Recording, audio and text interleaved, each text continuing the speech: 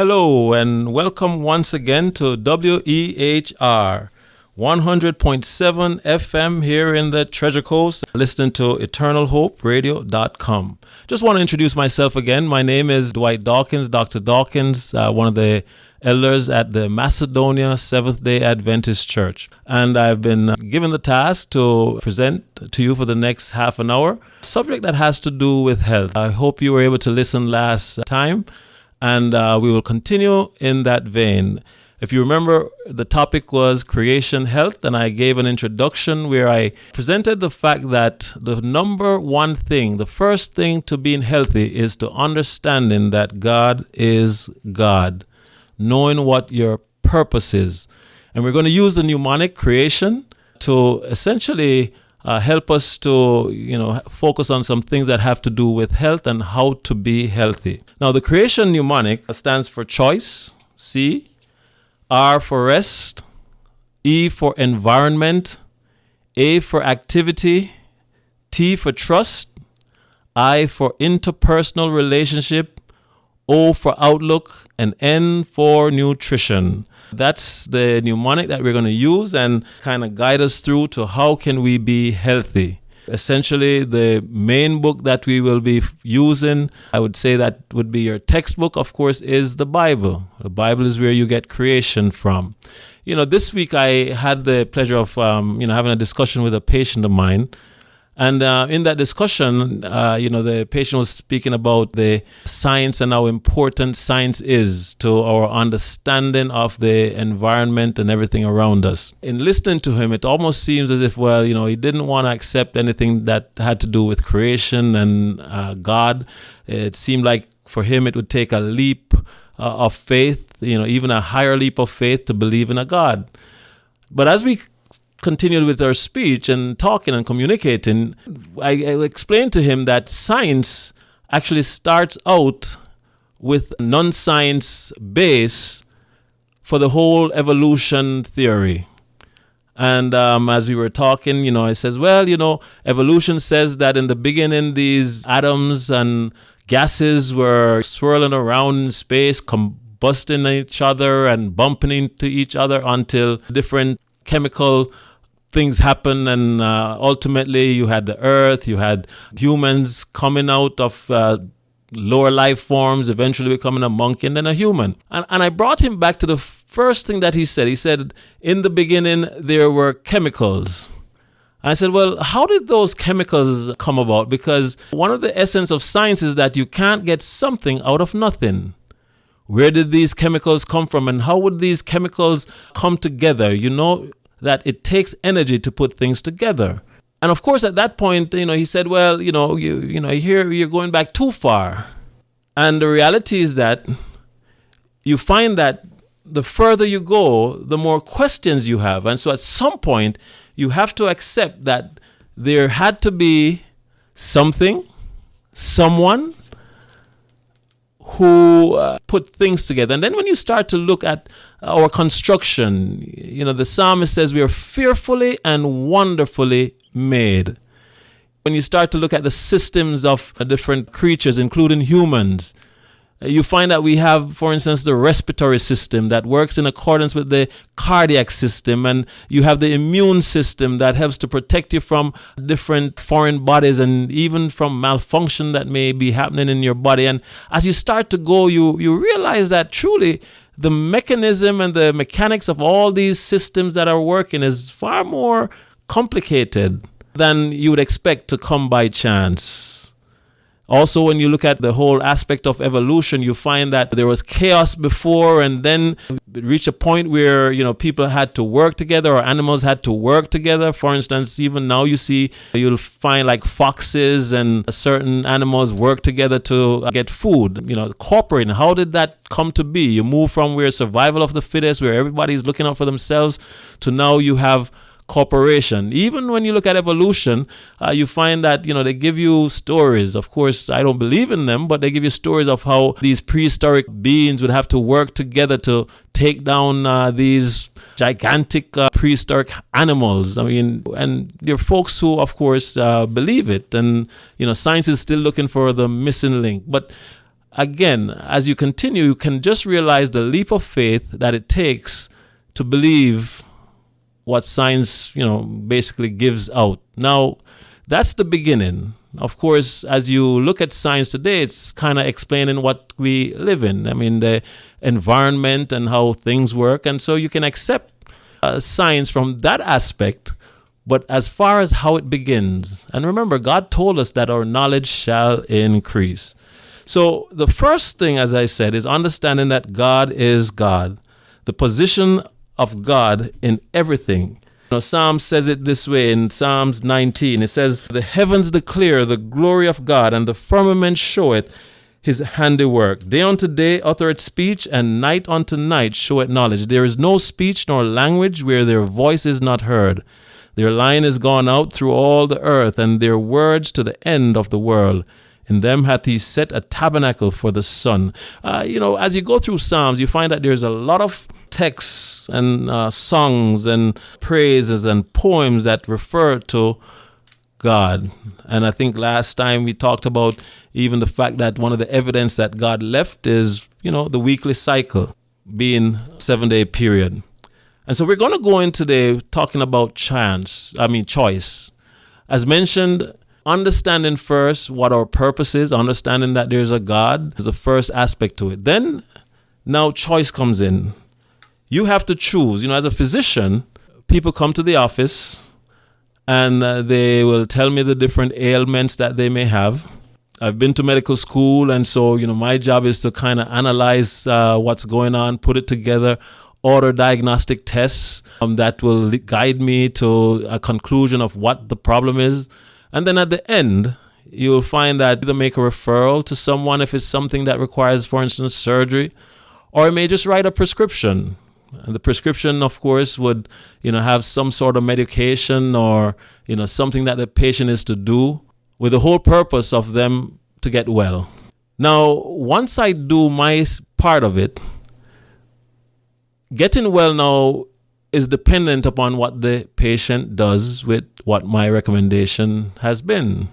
It's his choice or her choice to either go and fill the prescription, go and follow up as I've instructed, or they may just have the prescription and, sit on it and do nothing. Now, if they sit on it, of course, they take the chance of not getting well.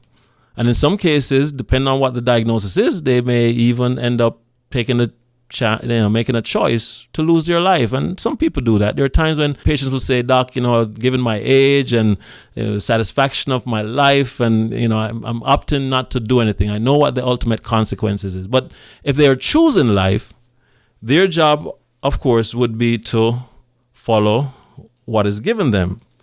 And so choice becomes important. What you do with the information that is given. I think I mentioned before at some point, maybe last week, please go back and listen if you so choose, that God created us and he gave us a manual. He gave us instructions on really how we ought to take care of this body and how we ought to live. And if you follow with me as we go through these different lessons, you'll get the concept of what creation health actually means, which goes back to what I just stated. So the Bible says that God's desire for us is that we prosper in all things and be in health, just as our soul prospereth. That's 3 John 1 verses 2. Beloved, I pray that you may prosper in all things and be in health, just as your soul prospers. And depending on what version, you'll get it read different way. If I says, I can tell you how to live if everything continues as expected, an additional 10 years. One would say, well, that sounds good. I would love to have that happen. Really, most people want to live. Most people want to be healthy, good functional status, brain functioning, muscles all functioning, the skeletal system all functioning. They want to live. People are afraid of death. And so if I mention that, you'd say, well, yes, that sounds good, and I, will attempt to do it. I'd love to do it. Well, that basically take choices. It says here, if you adopt a creation health lifestyle, you can add 10 years to your life. Not only that, but embracing these principles restores health, happiness, balance, and joy to your life. You will live with purpose, your life will have meaning, and you will make a difference in the world. All of that does sound well. And there's studies that actually bring us to this conclusion. There are people who follow what you're going to be learning. It's even made national news. They talk about some people who live in California near the Loma Linda belt, and they're centenarians. It's one of the blue zones, and they attribute their lifestyle and the success of living to what they do, the choices that they make. It says making healthy choice is the key to improving your health. And they will tell you that. It's the starting point from which everything else flows. Again, realizing that the Bible is our manual. That's where you get the instructions as to what we should do first with our body. It says choice is the first step towards improving your well-being. Anything less than a conscious commitment to the important is an unconscious commitment to the unimportant. And that's from Joe Thomas. It says anything less than a conscious commitment to the important is an unconscious commitment to the unimportant. And so it becomes our duty to seek out things that we know that will give us longevity, give us happiness, give us contentment. There are many people who believe that money is the answer to that question. And if you were to ask the people who have money, you'll find that having money doesn't necessarily make them as happy as somebody in some of the third world countries, for instance, who have family, friends, have natural organic things. They may not have any money, but you know what? They have quality of life. And so you have to choose, what is it that you are going to do and how you're going to take care of your body. All the time, there's a decision to be made. There's always multiple ways that we could go. As you wake up in the morning, there are things that you could do. You could choose, for instance, to have a healthy breakfast. You could choose to miss breakfast. That may not necessarily be healthy. You have to choose, of course, what breakfast will entail. You have to choose if you're going to go out and exercise or you're going to be stressed, worrying about getting to the work on time. It says, which direction are your choices taking you? Again, if you stop and think about all the decisions that you make, and plan towards a successful end, then all your decisions will guide you to that end.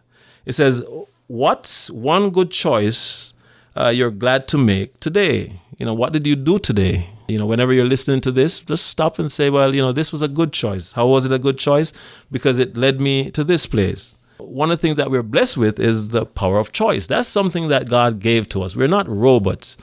And, even animals, yes, many of them, they're instinctual. They don't have the capability to basically make decisions as complex as we do. But you know what? A dog can choose to love you or it can choose to hate you. It can choose to bite you or it can choose to come and rub itself on you, depend on, how it, of course, feels that you are, whether you're a nice person or you're a bad person. It says choice is a gift from God. And, right now, you are only one choice away from a better life. As you continue to listen and continue to follow, you will find that to be true. Again, choice is the first step towards health. Making healthy choices is the key. It says your research has shown that smiling is good for our health. The exciting to have a cheerful countenance can create a merry heart. The Bible says a merry heart is, good like medicine, and generate amazing changes in the brain itself.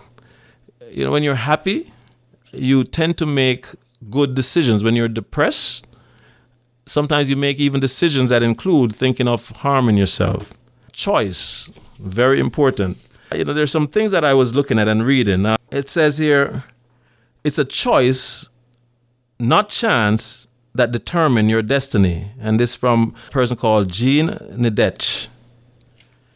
It says the greatest danger for most of us is not that our aim is too high and we miss it, but that it is too low and we reach it.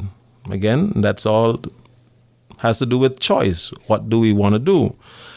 You find also that we live in a world today where there's so many people who have given up on their ability to actually make good choices.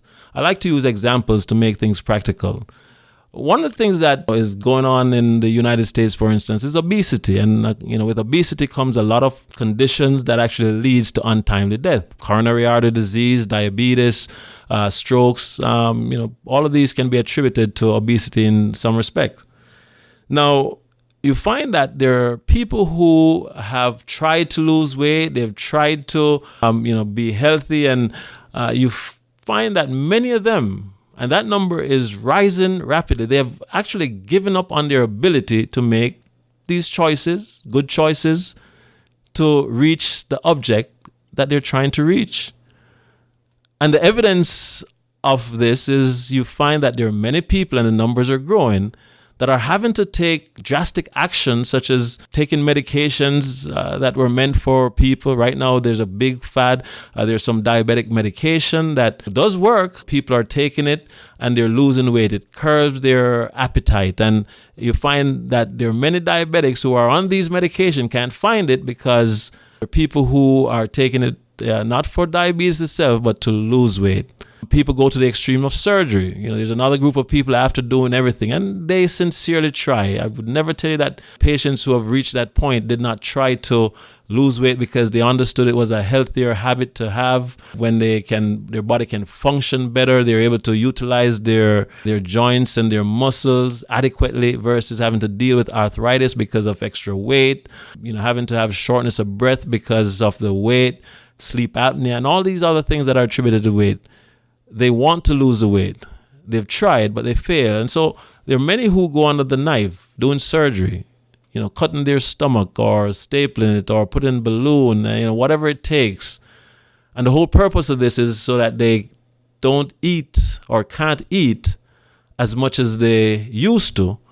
And by that, they end up losing weight. Now, what does this tell us? It tells us that, there are people who are saying, what, my ability to take control of my, I wouldn't say habit, but you can say for some it's an habit, to take control of, what I'm doing, even though I know it's harming myself, is not there. My ability to control is just not there. And so here now they're taking steps, external steps, to force themselves to have to do it. So the change didn't come from their mind, it didn't come from their brain, it didn't come from them making a choice to actually curve it from it actually reaching the hand to go to the mouth. The change come now from being forced by external reasons where they can't do it, and ultimately they lose weight. People tell you, oh, doc, I've tried to lose weight for so long. I've been on this diet, that diet. I've done the Genic, I've done, all these different exercise programs. I've done all of these things. And, sometimes I lose the weight, but as soon as I lose the weight, it ends up coming back. Again, choice is actually something that you make from the brain, a decision that eventually becomes your habit and just becomes a part of you. And from that, you end up, losing it. And so you find that people go through these seesaw program because they're not able to actually make the choice from the brain level and are dependent upon exterior circumstances or external forces or things that are done to them to cause them to be able to do it. Which what you see is they make a choice to do that versus a choice to try to do it from the mouth. It says, we are what we repeatedly do. Excellence, then, is not an act, but a habit. As I mentioned before, a habit. Excellent is a habit. So if we want to do well, it's something that we have to continually do. When we get up in the morning, we start off, ask ourselves before doing anything, what are the consequences of my action based upon the choices that I'm now going to make?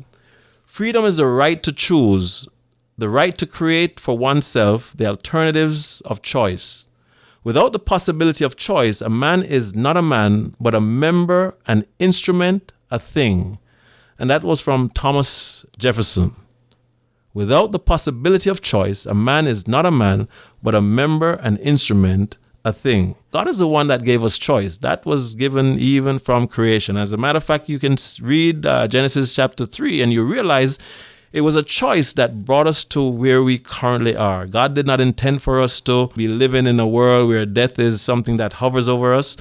God gave us choice. He told Adam and Eve, he says, don't eat of that tree. As long as we didn't eat of that tree, we wouldn't have these consequences to go through. And it's very intelligent that interesting that we look at actually how the story goes. God said, I've given you all these things for you to eat. Every tree in the garden is for you to eat. But the tree of knowledge of good and evil, the one that's in the midst of the garden, that one don't touch. Again, it just tells us, as mankind where we are, because God says he's given us all this, but don't touch this one. And of course, that's the one that Eve was eventually tempted by, and that's the one that brings us to where we are right now. Again, I'm trying to stress to you the importance of choice. Many times you find that we end up reaching a point where we just can't make good choices. You see this, for instance, in people who become addicts. And addiction is something that can happen with really any sin.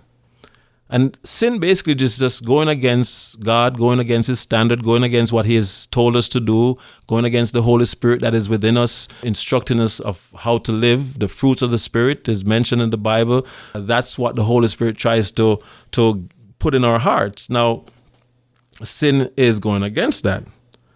And so you find that choice to go against what God says in the Bible there's consequences to it. We end up losing our control. And so we end up getting addicted. We enjoy the things that, of course, there's limits placed on. As a matter of fact, it seems like the more you tell a young child, don't do this, the more their desire is to try to do it. And that's just, from the degeneration of mankind, from creation and sin as we continue. The Bible tells it, this way. The sins of the fathers are upon the children to the third and fourth generation. And there are many texts that, corroborate that. So you find, as I was saying, that there are people who lose their ability and they realize that there's someone that can get them out of the addiction. And, you look at the 12 steps program and that's one of them. 12 step, one of the first steps is that, listen, I realize where I'm at. I realize that I'm powerless. They can't make the choice by themselves. So then they reach out to God and, they define it going all the way down. And so, again, that's a matter of choice, the decisions that we make. And if we keep making bad choices, eventually it becomes our habit and character. All right. So the benefits of having choice and control, the Bible talks about temperance.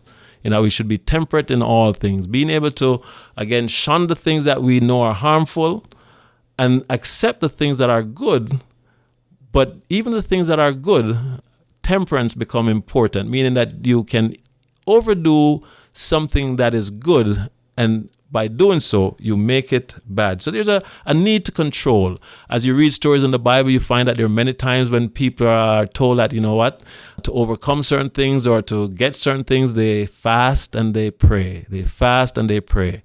Realize that, diet was one of the first things, or actually the first thing that caused sin. God says, don't eat. And, the desire to eat caused sin to come. You find that Jesus Christ, while he was in the wilderness, he too was tempted by the devil and was told, hey, why not turn stones into bread? And he answered, man shall not live by bread alone. And he quoted it from the Bible. Again, going back to what the manual is. The manual is the Bible. And so the Hebrew boys, Daniel, Shadrach, Meshach, and Abednego, when they were taken from their homeland and brought to Babylon, one of the things that you see in Daniel 1 is that they abstained from eating the king's meat. They even allowed themselves to be tested. I said, listen, prove us 10 days. And you find the simplicity of what they eat. And we'll get into that when we talk about nutrition. But it's a choice. Daniel said, listen, I've purposed in my heart that he will not disobey the commands of God. Importance of choice again.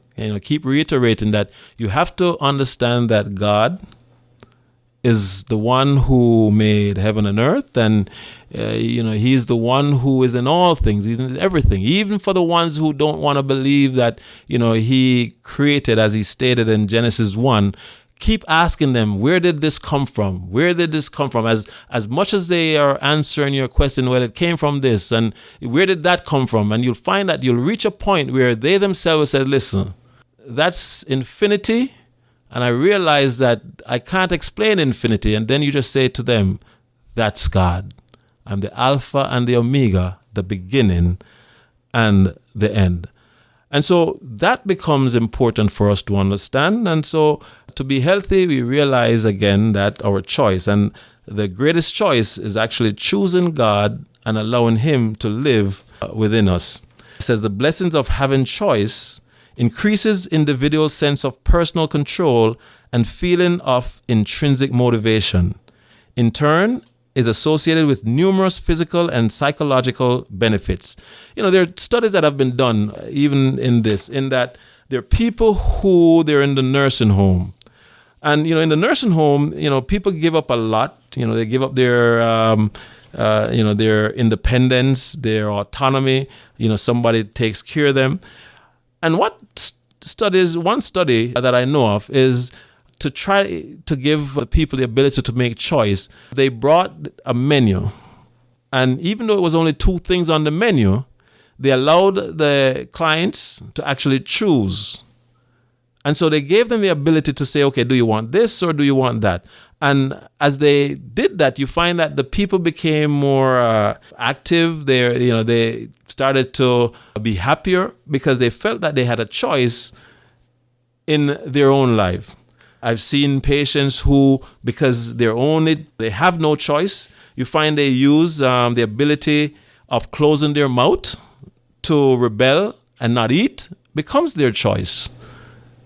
There are people who protest, and if you look in history, I think even Mahatma Gandhi, for instance, spoke about a time where he fasted and because there was a cause and almost died. Why? Because that's the only choice that was given. Either I eat or don't eat. That's my body. It makes a certain amount of satisfaction. You ask yourself, how satisfied are you with life, with your life? Are you dissatisfied with any areas? If so, then realize that God gave you the power of choice so you can make changes and have a life of your own.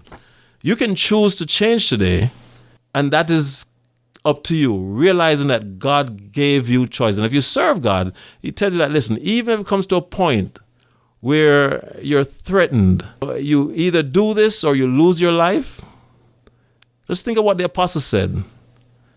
He said, listen, I'm going to serve you, and to live is Christ and to die is gain.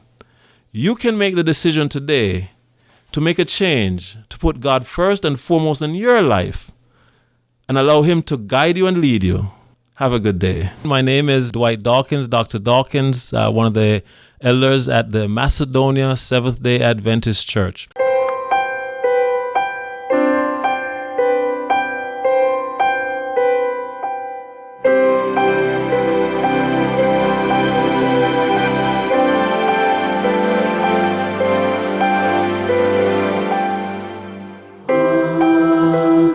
Jesus, I surrender all.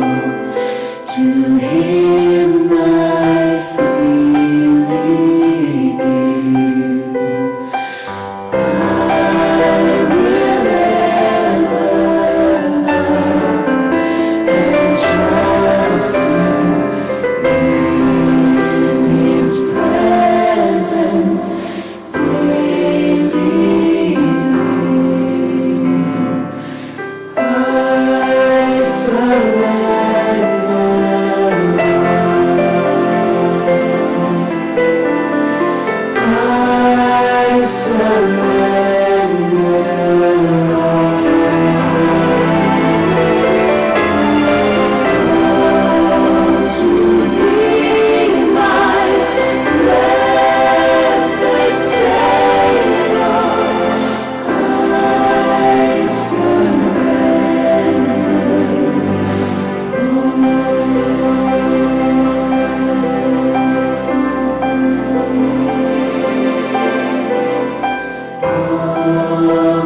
Jesus, I surrender.